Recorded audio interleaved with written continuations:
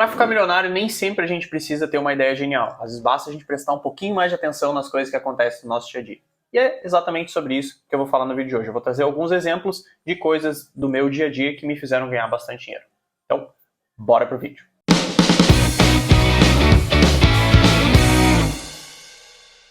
Fala, meus queridos e minhas queridas, tudo bom com vocês? Antes de eu entrar no vídeo, eu quero lembrar que daqui a uns dias eu vou fazer o vídeo do 0 ao milhão na prática. Então não se esquece de se inscrever no canal ou então me seguir lá no Instagram, onde eu vou começar a colocar conteúdos similares a ele e também lembrar de quando que isso vai ser. A princípio isso vai acontecer ainda esse ano, mais tardar no início do ano que vem. Mas sem enrolação, bora pro vídeo. Bom, eu vou dividir ele em duas partes. A primeira delas eu vou trazer alguns exemplos de coisas do meu dia a dia que me fizeram ganhar bastante dinheiro e também exemplos de coisas que eu vi recentemente que podem ajudar vocês aí a fazerem uma renda extra. Bom, o primeiro deles aconteceu quando eu tinha em torno de 13, 14 anos. Não era uma coisa que eu queria, mas aconteceu por tabela. Eu estudei minha vida inteira em colégio público.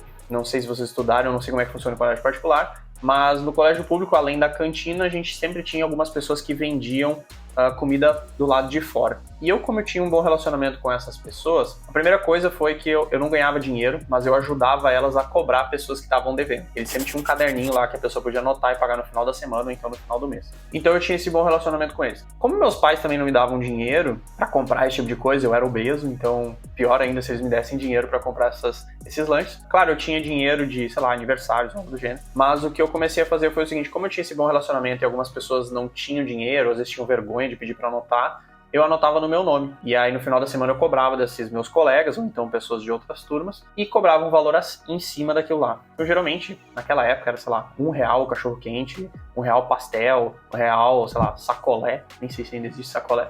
No final da semana eu cobrava um valor em cima. Perdi dinheiro? Olha, se eu perdi foram pouquíssimas vezes, porque eu não lembro de nenhuma. Então se eu tivesse perdido, com certeza eu lembraria. Então eu colocava ali R$1, sei lá, a pessoa gastou R$5 durante a semana, eu cobrava R$1. Então pensa aí.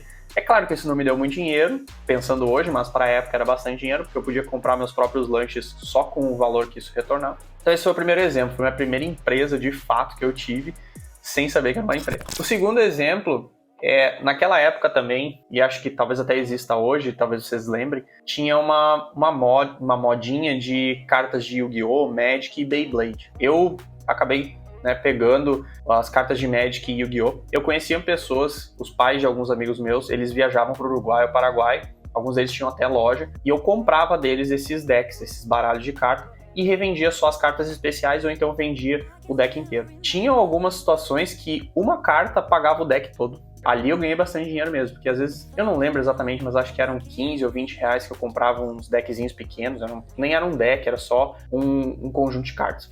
E eu vendia eles. Então ali sim eu ganhei bastante dinheiro. Esse foi o segundo exemplo. O terceiro exemplo, ele vem de coisas de alguns vícios que eu comecei a ter, na verdade.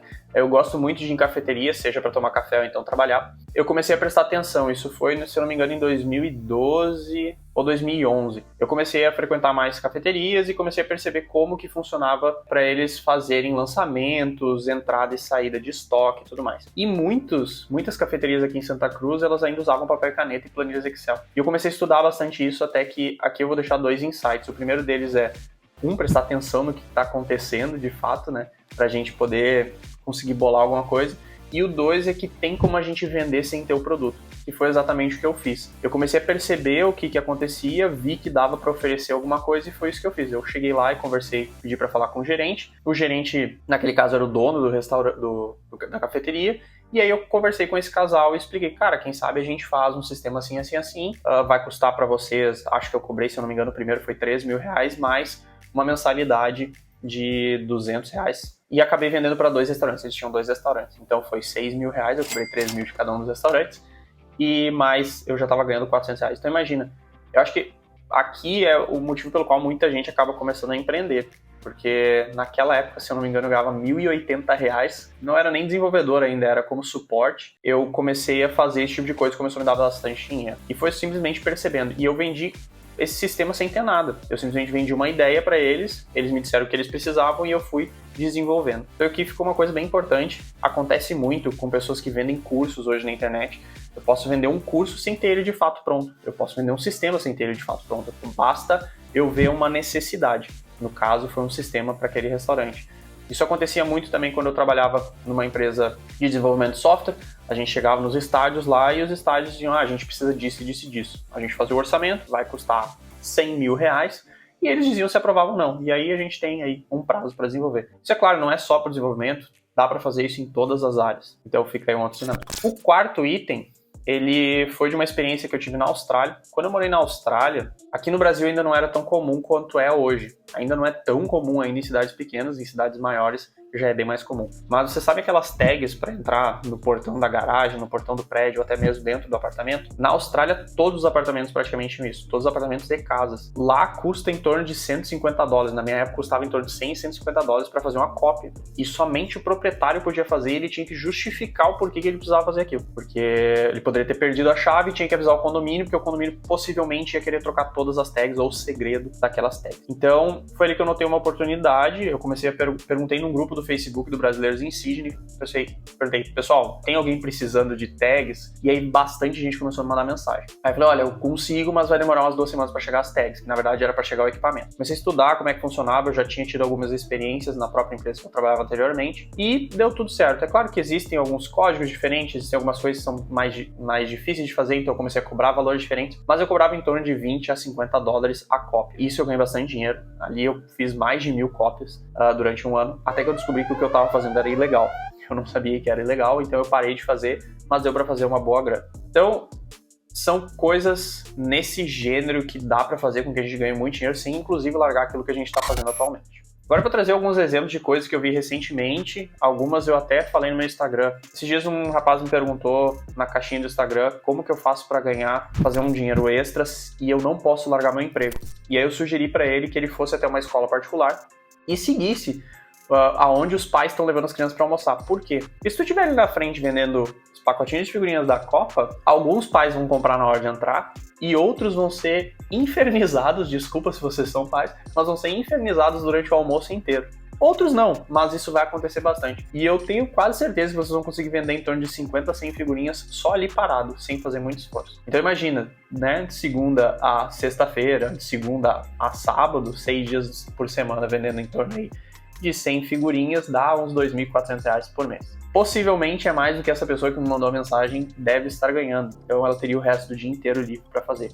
Ah, João, pode ser que não venda tudo. Pode ser que não venda, troca o restaurante. Mas eu já fui em restaurantes aqui, inclusive, que eu vi fazendo isso. No caixa mesmo, o restaurante vendendo as figurinhas. Porque é tão simples. Eu já vou ter que passar pelo caixa, eu já vou ter que pagar, às vezes em dinheiro, às vezes me dá o troco em pacote de figurinha, não sei. Mas é um negócio que eu tenho certeza que tá dando bastante certo em muitos lugares. Então esse é um exemplo. O outro exemplo que eu vi recentemente, acho que foi até esse final de semana, eu não sei se na cidade de vocês tem, mas aqui não tem parquímetro. Então a prefeitura paga para pessoas irem até meu carro e dizer se eu tenho crédito ou não, e se eu não tenho, emite uma advertência com o valor de uma multa. E não faz sentido. Por quê?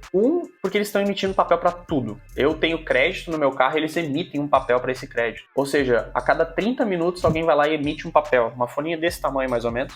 Por que eu falo que não faz sentido? Eles têm a placa do meu carro, possivelmente eles têm meu CPF, meu número de telefone e meu e-mail. Se eles não tiverem nenhum desses aqui, ok, pode emitir um papel. Mas emite um papel quando tiver com crédito abaixo, sei lá, R$5. Não emite um papel para cada. Eu fui no centro esses dias, eu fiquei 2 horas, tinha 5 papelzinhos no meu retrovisor. Não faz sentido, emite só um, só quando eu tiver com um valor. Aí eu vou prestar atenção, senão assim, sabe o que eu faço? Tá ali, eu só amasso e jogo fora. Eu não leio, eu não vejo, e eu tenho quase certeza que a maioria das pessoas faz isso. Então esse é outro ponto. O terceiro exemplo que eu vou trazer aqui de coisas do nosso dia a dia, que isso eu já acho que tá em todas as cidades, ou pelo menos toda cidade deve ter um supermercado que tem isso, são aqueles terminais onde eu vou lá e passo os meus itens e eu mesmo faço o pagamento. Aquilo lá foi desenhado pro mercado e não para nós. Por que eu falo isso? Porque é horrível. Não lê o produto, quando lê o produto às vezes não pesa direito e aí a gente tem que ficar chamando um atendente para ajudar, só passa até no máximo 15 itens, depois disso tem que passar no caixa convencional.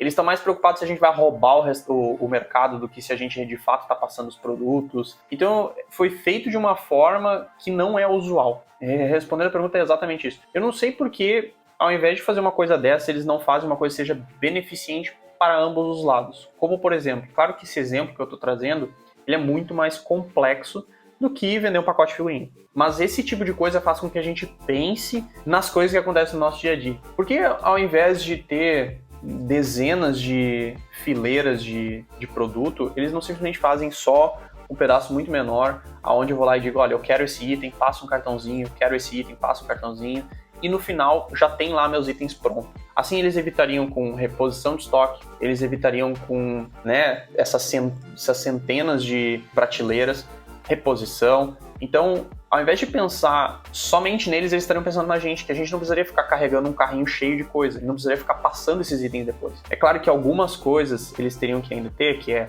frutas e verduras, carnes, congelados, então esse tipo de coisa, ok.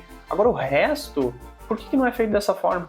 Eles estariam nos ajudando e se ajudando também, porque eles teriam que repor muito menos produtos. Ok, eles teriam que ter essas pessoas atrás lá dos balcões fazendo essa nossa separação de itens? Sim, mas eu tenho quase certeza de que compensaria para os dois lados e possivelmente eles ganhariam mais dinheiro com isso. E é isso aí.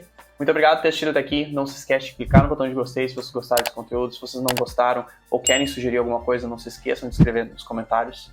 E até a próxima. Valeu!